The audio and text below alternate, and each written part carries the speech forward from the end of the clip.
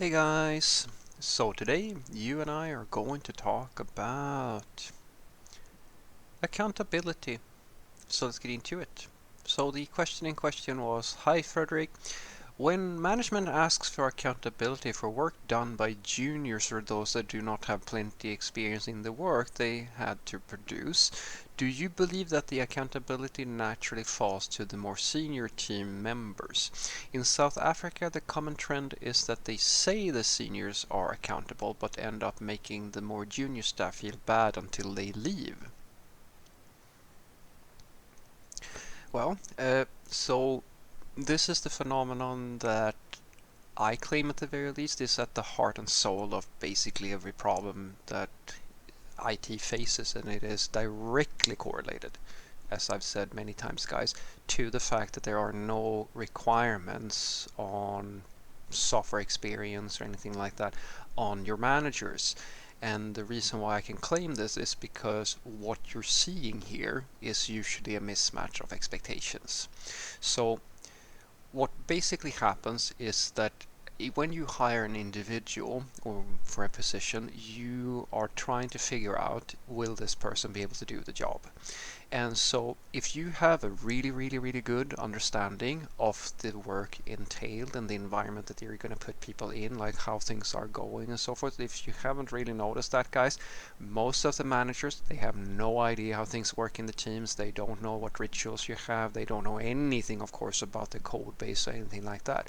So when they hire with a very shallow understanding of the sort of individual that they need. In other words, I can go as far as to say that when a manager does actually hire someone, they don't really think so much about the sort of person that they will need for the work. They are looking at their budget, what can they afford, they are looking at things from a different perspective, and usually a less informed perspective. And I've said this many times before, guys, the goal of every company should be to create a work environment that is so streamlined that they can mass hire junior software developers. But the reality is that the reason why people hire seniors, or they try to hire seniors in many cases, has to do with the perception that the senior is going to be more effective, which in many cases is absolutely true. But it's also not true just inherently due to the fact that the person is more experienced. It has also to do with the environment that you're putting people in. Because if you have a really good environment where things are working in the way that they should, then putting a junior in a position at that in a team or a company or something like that will work out really well for you. Whereas in many cases, the code base and the structure and the inefficiency of the organization itself forces companies, in essence, to hire more experienced people, because they are the only people who are going to be able to do anything in that environment, because they have the necessary training and seen so much stuff in their days that having yet another shitty project doesn't really matter so much because they're used to it. And so what I usually say is that what I truly believe is the way forward here, but you probably will figure out why that is very difficult, is that you should always pay people and put expectations on them in proportion to their level. What is the problem with that? Well, if you've been paying attention, the problem is that if you don't know what expectations are reasonable, which is the case with the average manager, then how can you put your expectations on the right person? I will go as far as to say that one of the most common questions that I get, or like the root issue that I see in a lot of the software teams and the people that I work with when it comes to a mismatch of expectation, always comes down to you hired a junior to do a senior's job, or you have such a shitty system that the only people who work and the only people who work on it are basically not capable of fixing this problem. Therefore, the problem just perpetuates. So basically, you need you're hiring someone who lacks the talent to even exist or like to work in that environment, or you're going to have to hire someone who is so good that they can fix everything. Like this, it's the perpetual problem, guys. It is the same in every company I've ever seen. And the funny part is that the times when you actually have the right match between the individual and the code or like the project that you're working on, then everything's usually fine. That's the sweet spot. But for many managers, the way to find that sweet spot is, honest to God, luck. What happens is usually that they the managers are, as I said, fundamentally ignorant of what type of individual that they need. So it's just a cycle of hiring and firing people, and then hoping and praying that the next time you hire or fire or whatever you're doing, that's going to be a good fit for the specific team that you're in or that you're creating. And most of that is based on luck, guys. Almost most of it. I will go as far as to say that it's most of it. And even if you do get someone that is quote unquote a fit, you are not efficient. The manager in question is not capable of evaluating the result itself. And so what I like to say is that a lot of people who are used to, or like companies who are very slow moving or have very inefficient systems and so forth, the reason why you don't see people raising issues and so forth is because it's not obvious to the management that this is a really shitty system, or like the people who are working on it are not that great. But if you were to go, as I was saying, like this is the biggest hurdle for software. I argue it's the same thing with value. Why, you can ask people to pay a lot of money for a really fancy car, for example, because it's obvious to the average person that this is a high quality product. That is not obvious with software. Software is this sort of mystery thing that you sort of should be for free, right? And we've been conditioned to that it should be for free and so forth and so forth. But if you're talking about a car or a gold watch or something like that, it's almost more primal. We can understand that value in a different way. And so if you could make it as obvious as, for example, you have a really bad, shitty, rusty car that can barely move versus a really nice sports car, if that was the difference between those two things were as obvious as for how well things work in software teams, where you have a team that, or you have systems that are so shit that they can barely move forward. And if you compare that to how easy it is to work with a really well working system, if you could make that obvious to companies and to managers and so forth, then you would see a very different type of environment. But as I said, the reality is, guys, that the only people who can efficiently evaluate whether or not a person is going to be able to survive in an environment or not is the seniors, or like the really, really experienced software developers. And so what the management is probably doing now, I'm not necessarily saying that this is a good way of doing it, but what they're doing is that they get buyer's remorse, basically.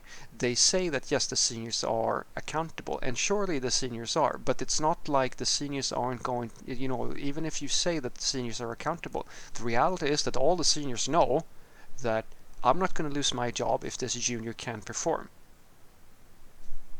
So unless the senior is like a real douchebag or like a real problem or something like that, they can ignore the junior, they can be too busy, they can offer almost no assistance, and the junior has nothing. They can do nothing because basically it's, as I said, it's this fundamental truth of basically every software team. Unless your manager knows what to expect from the senior and how to go about it, and they're actually in the trenches with you in some way and are fairly in tune with how things are going, it's your word against the senior. And they're not going to fire the senior because they're all, as I like to say, everybody's a victim, guys. Always, when it comes to accountability, everybody's a victim, and the seniors are no different. There's no seniors going to go and sit there and go, yeah, I'm just letting them do whatever they want because I don't care, or so forth and so forth. Even if they were to say that, it's not a given that the manager is going to do anything about it, because as I said, it's easier for them to just get rid of the junior than it is for them to fix the problem with the code or fix the problem with the senior. So what I want you to take away from this is that the way that I think about accountability is that it has to stand in proportion to your skill level, and that is, as I said, the fundamental thing that is very difficult to achieve, because most companies don't know when they need a junior, when they need a senior, if the senior is the problem, the junior is the problem, is the code the problem, like all these factors that make up how well someone's going to do in a given environment. These are highly experience-based areas that only the most experienced software developers really do know all that well. And not, I would go even to say that this goes beyond seniority, guys. There are people who are like super seniors, and they still don't see any reason why the junior can't survive in this super legacy system that just doesn't work, or so forth and so forth, because of the curse of knowledge. Like, they know how things work, therefore it's not obvious to them, but it doesn't click as well with somebody who of a lower skill level. And this is where those soft skills and mentoring skills, teaching skills, and like all of this sort of stuff becomes even more important. And as I've said before, guys, at some point you sort of just realize that the fix, the fair fix to the juniors for this is almost impossible to expect from a company. It's similar to why we have prisons or like things like that, because if we were to try to fix the reason why people commit crimes as a society, we would have to create basically a perfect world, and it's in essence impossible to do that. Therefore we have to have something like a prison or something like that, so that we can just deal with all in a more sustainable way with crime and things like that. And software companies work exactly the same thing. A lot of the stuff that we do within software development is so highly complicated, not because it has to be, but because we simply don't have a way to sustainably create perfect software all the time, and perfect mentors and perfect seniors and perfect everything, so that a junior can always survive. That in many cases we're forced to doing the thing that I was saying, just cycle people until we find someone who can survive in a given environment. You can absolutely argue that that is not so efficient, because I agree it's not efficient, but at the very least it's something where it's a necessary evil. It's the only thing that you can basically bet on. And the main thing, as I've said, that has to happen for that to work even a little bit is, in my opinion at the very least, the best thing we can do is to put higher requirements on prior experience within software development on the managers. Make sure that when people are hiring new people, like if you're hiring a junior or senior or so forth, make sure that you know what type of environment you're throwing them into. In other words, are they going to work on a project where the code base is really shit, or like really bad, or like the environment is not that friendly, or like the seniors are like not that mentor-minded or low on soft skills and so forth? You need to know your people and your environment before you put people in. And that is the biggest tip that I can give to any organization. Do not have non-developers or non-high emotional intelligent developers who really know their stuff and really know the code. You don't have managers who do the hiring and put people into in environments without making sure that you know who do I get? Do I get a junior for this? Do I get a senior? You need to talk to the teams. You need to talk to the people working there to try to figure out what's going to be a good fit. And then at the very least, you increase your chances of not, as I said, cycling through people multiple times and creating all of these problems. Have a great day.